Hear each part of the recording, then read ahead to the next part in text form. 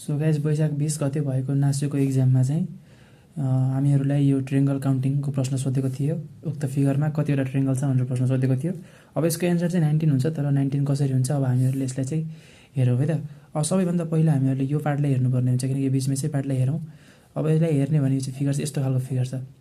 अब यस्तो फिगरमा चाहिँ हामीहरू कसरी गर्छौँ, 1 2 3 4 4 छ भने चाहिँ 4 × 2 गरेर 8 भनेपछि यो फिगरमा चाहिँ 8वटा ट्रेङ्गल छ। यो फिगर चाहिँ 8वटा ट्रेङ्गलको छ। अब यो फिगर र यो फिगर हेर्नुहोस् त, यस्तो खालको फिगर आयो भने हामीलाई थाहै छ 1 2 आयो भने चाहिँ अब यसको फर्मुला n × n + 1/2 हो, तर यसलाई त फर्मुला लगाउनै पर्दैन, 2 + 1 3 गरेपछि नै एन्सर आइहाल्छ। सो यो फिगरमा चाहिँ 3टा ट्रेङ्गल छ, यो फिगरमा पनि 3टा ट्रेङ्गल छ, यो फिगरमा चाहिँ 8वटा ट्रेङ्गल छ।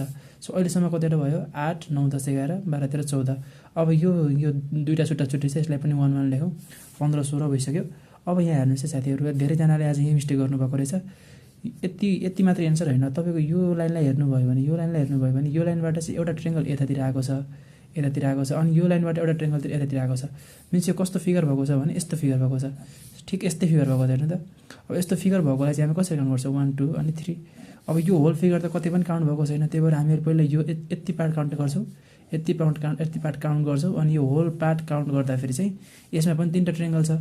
सो हाम्रो कति एन्सर आएको थियो त अघि भन्दा 16 आएको थियो। 8 9 10 11 12 13 14 15 16 गरेर अब फाइनलको यति 3टा जोडिसकेपछि 16 + 3 = 19 छ। यसरी चाहिँ यो फिगरमा 19 ट्रेङ्गल्स थियो।